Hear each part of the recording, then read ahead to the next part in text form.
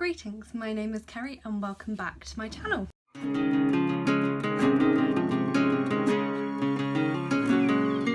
Today I am finally bringing you my July reading wrap up. I've been away the beginning of August, which is why this is slightly late coming, so I hope you don't mind that too much. So I'm just going to get on. I'm going to talk about all the books that I finished in the month of July. I finished a total of 7 books in July. Of those books, 4 were from my owned TBR and 3 were ones I'd borrowed. One of the ones I borrowed was also a reread. 3 of the books were non-fiction and the rest were novels. For my challenges, I read 1 for Read Around the World, which was for Germany. I read 1 indie book and 1 book from my book Death Row list. It was a pretty successful month in terms of my challenges. In terms of ratings, I gave 3 books 3 stars, 3 books 4 stars and 1 book 5 stars. Yeah, so fairly average as months go. Not too bad, really. A new stat that I'm going to be introducing into these wrap-up videos is to do with how my owned TBR is looking. I saw, I think it was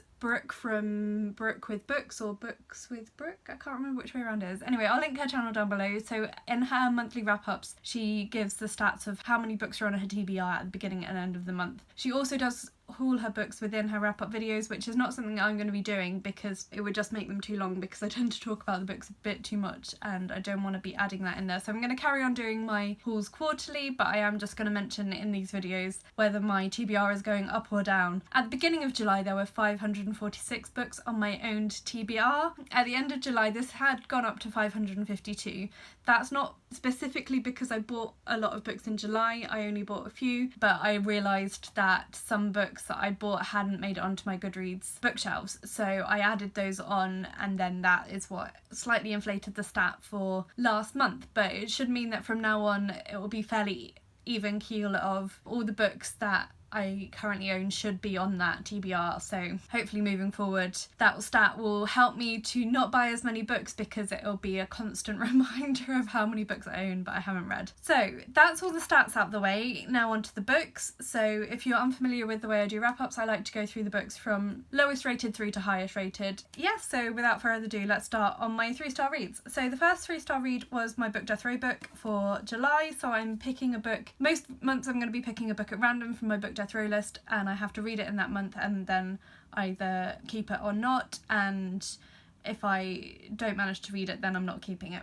So the book for July was Silver Bay by Jojo Moyes. This was contemporary romance. It's set in a small fishing community in Australia, which is threatened by a new hotel development complex that's coming. This particular bay is quite popular for whale watching at certain times of the year, and so the local community are very protective of their bay and trying to prevent this development from occurring. At the same time, one of the main characters, who was called Liza, has a secret. She and her daughter have fled there. We don't know why she's come there. She's got family there, but we don't know what has caused her to flee her life in England and come there. One of the people behind the development, Mike, has come over to try and sort of suss things out, and there's sort of various things that go on towards the goals of the developers and the goals of the people living in the town. I enjoyed it to an extent. I enjoyed the layers of the plot because there was more to it than it first appeared. I like novels where someone has a secret and the other people don't know what the secret is and they're trying to figure it out. That quite appealed to me. The writing style was good. It got a bit confusing at times because it was told from multiple perspectives, so it did say at the beginning of each chapter who was telling the story at that point, but there were so many characters to follow that it did get a little bit confusing sometimes, particularly when they introduced new ones right towards the end. Some of the voices worked better than others, so there's a character who's sort of a rival love interest who was a bit annoying.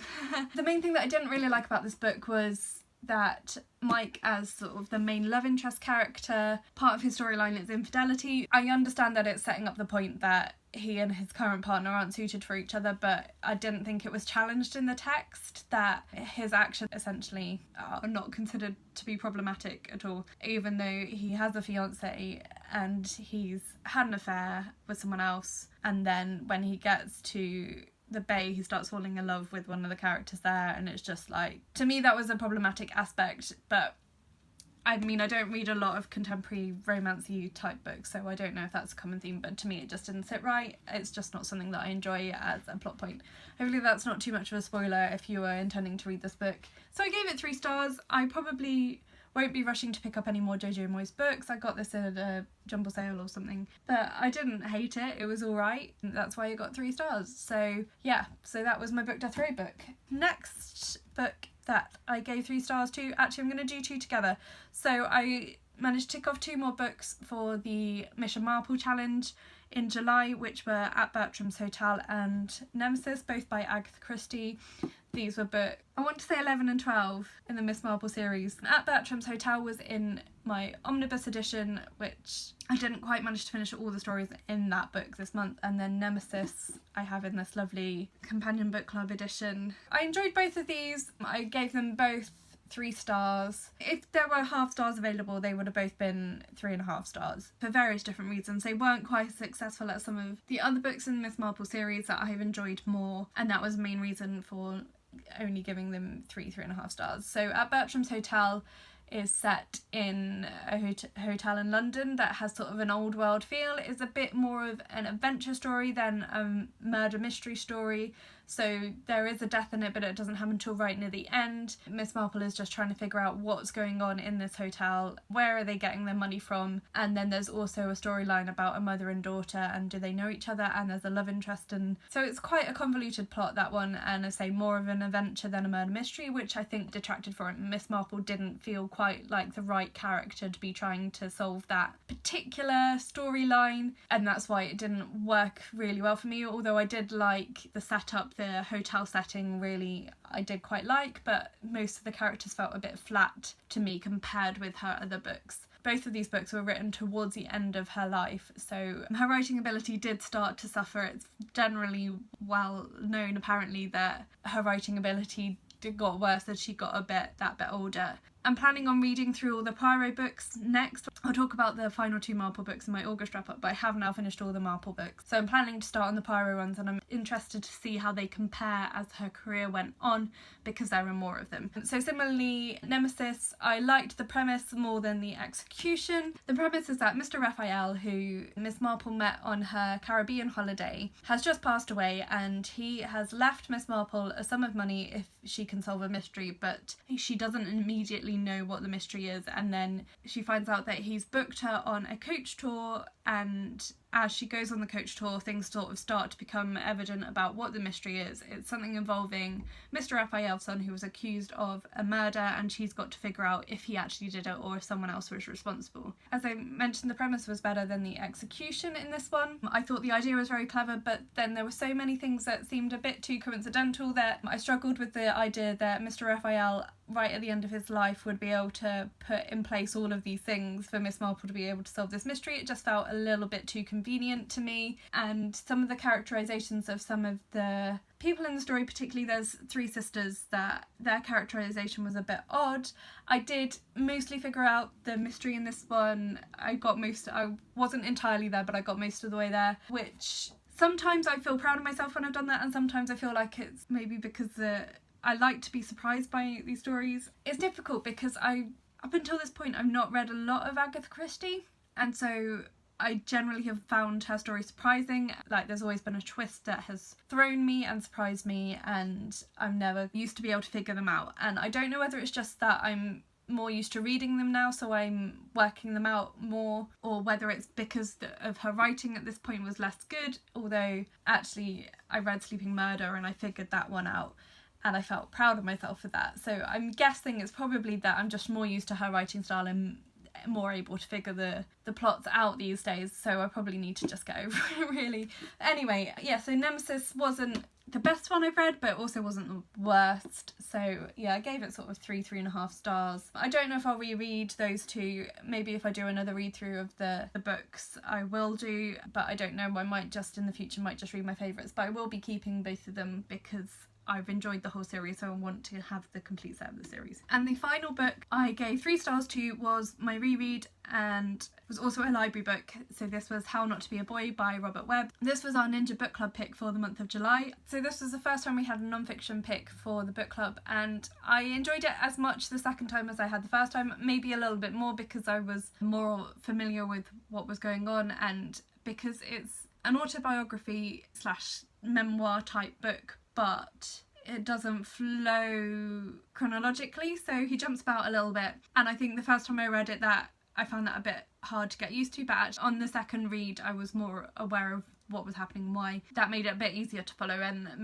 maybe enjoyed it a little bit more the second time being aware of that. It's essentially Robert Webb's story of growing up and figuring out his identity, his sexuality, and coping with the death of his mother and other family members, trying to do all of that while following society's ideas of what it means to be a man, or working against them, him trying to figure out what does it mean to be a man, and should men have to conform to these stereotypes that are damaging, and how that affects women, and particularly how his figuring out of all of this stuff affected the women in his life.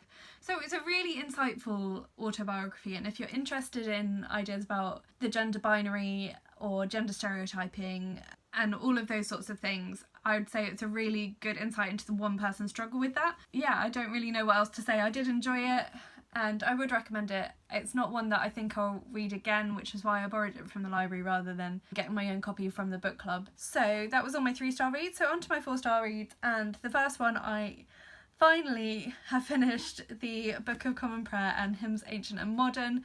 So you will have seen me talk about this in my currently reading-a-thon, TBR and wrap-up. Finally finished it in August. I've had this book since New Year 2014-15. So just coming up for 5 years of trying to read this book, because I started it as soon as I bought it, and I was reading sort of a couple of pages a day most of the time, but then would go for long spells of not reading any. This is a fairly old edition, around 1952 this was published, and it has all of the readings that you would find in the Book of Common Prayer, and then also the second half of the book is a collection of old hymns. For me, this was a really powerful thing to read, and that's why I took my time over it, although I took a lot more time than I meant to. But I found it really interesting to read, particularly the prayers and the readings that have been used in church services and in people's personal devotions over hundreds and hundreds of years now. The Book of Common Prayer was first published in the 16th century as part of the Reformation in England, when Protestantism came in and the Anglican Church was first founded. So this is really a key text in terms of church history, and so it was really powerful for me to be able to read these prayers that have been used in worship for generations, and to feel sort of more connected to my heritage as a Christian in the United Kingdom, and particularly as someone who now attends an Anglican church where it's not used very much anymore, but it's still a key text that has really shaped how the Anglican church has grown and its history over generations. So for me, this is a really powerful book, and I'm really glad to have finally read it. My next 4-star read was Shine by the Newsboys. I was reading as a buddy read with Felicia from Little Prairie Library. I'm not sure if she's finished it yet. I actually really enjoyed this much more than it really surprised me how much I liked this book. I was worried it would feel a bit dated. It was published, I think, in the early 2000s. 2002. So I bought this when I was a teenager, when the Newsboys were one of my favourite bands, and I'd never got around to reading it. But I was surprised by how relevant it still was. So a lot of the issues talked about in this book, the big debates within Christianity, are actually still ongoing, which is kind of sad really that we haven't moved forward at all of these. But the perspective in this book is that actually as Christians we should be showing people that we love them and that we care about them, and there's a bit more to it than that, but ultimately that's the message of the book. And there are a few bits that did feel maybe a little bit dated, but those are very minor points in what was mostly a really enjoyable book about Christian living and being a force for good in society by showing people that we love them and care about them. So yep, enjoyed that one. And then the final book that I gave 4 stars to was the final book that I finished in July, and that was All Quiet on the Western Front by Erich Maria Remarque. This was a book set in the trenches in the First World War, but on the German side, which was not something I'd really read before because I've learnt history from the British side, obviously. So it was really interesting to read that perspective, to read this very raw account of what life in the trenches might have been like. I think Erich Maria Remarque was a war veteran. I'm pretty sure that he fought in that war. So it was based on his experiences and those of his friends. It was told in first person as well, which was really powerful to read, count from the lad's perspective.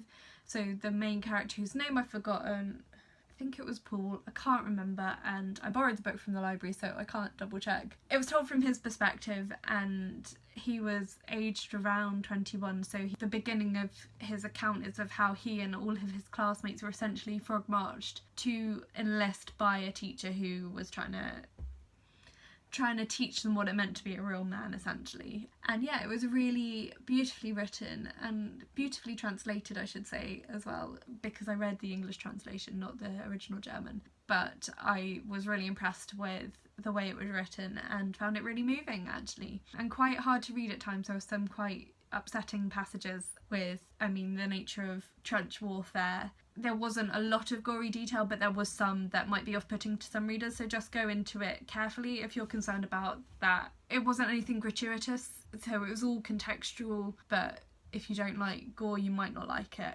It's considered a classic now, and it's definitely worth a read to gain another perspective on the First World War and what that experience was like for the people fighting it, and it was not nice. So that was a really good book that I would highly recommend. And then finally, for July, I gave one book 5 stars, which was Crooked Kingdom by Leigh Bardugo. This is the second part of the Six of Crows duology, and was the continuation of my reading of the books in the Grishaverse. I really, really enjoyed this one. I enjoyed that duology more than the original trilogy. I found the ending more satisfying. It's a little while since I read it, and it's difficult to go too much into the story without giving away too much of the first book, so I'm not going to give a synopsis for this. I think most people on BookTube are fairly familiar with this duology, with this series. What I liked about this series in particular over the original Grisha trilogy was the sort of heist aspect, the con man nature of the characters. They're really, really great characters and really well rounded, a really diverse cast of characters in these books as well, which I really enjoyed. And it kind of reminded me of, there was a TV show a few years ago in the UK called Hustle, which was a drama about a group of con artists and how they always had a way out of every situation, and there was always a twist. So every time you thought they were on their way down, actually they figured out and flipped it around and flipped the situation around. And I got the same sense from these books, which was why I really liked them. So I was really impressed with how Leigh Bardugo's writing has grown through the series, and how much more rounded and how much more depth there was to the characters. Particularly, I found that really enjoyable. Yeah, I can't say enough good things about it. Oh, I'm just trying to remember all the other things I liked. I should have written it down when I finished it because there were so many.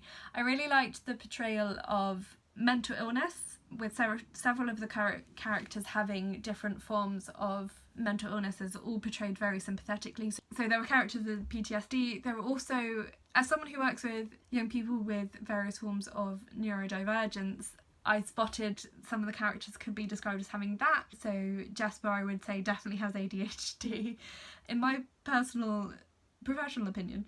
And I also liked the portrayal of Wylan as someone with dyslexia, because I don't think that's very often seen in literature. So that was really lovely and all very sensitively handled, which I really liked as well. So I've read so many books since then, and this was one of the first books I read in July, and I'm really struggling to remember all the things I really loved about it, but I really, really recommend the series. I would suggest starting with the Grisha trilogy. I know some people struggle with that trilogy, but it just gives you a really good grounding in the Grishaverse, in the world that Leigh Bardugo has created, and I think the Six of Crows duology is easier to understand after you've read the Grisha trilogy. But if you don't mind that, I mean, there is a lot of world building still going on in these books, so you can read them without having read the original ones. So that was that one. That was my favourite book of the month.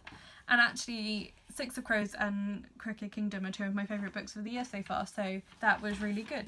So that's all the books I finished in July. I've already finished, I think, the same number of books in August, and we're only halfway through, so my August wrap up might be very long, but we will see about that. I picked up a load of books from the library last week, or just before I went on holiday, so I've got a load of library books to try and get through, so you'll probably see a few of them at the end of the month. And I just got back from my holiday and I read quite a lot on my holiday, and then I'm going away again next week. So hopefully I'll read a bit more while I'm away. I can't think of anything else to say. I'm still a little bit tired from my holiday. Yeah, so that's it for today. Thank you so much for watching. Let me know in the comments if you read any of these books and what you thought of them. What were some of your favourite reads of July? What are some things you're trying to read in August? Please think about subscribing if you haven't already. Please give this video a like if you have enjoyed it, and you can also follow me on my social media. That information is always listed in the description box below. And all that's left to say is thank you so much for watching, and I will talk to you again soon. Bye!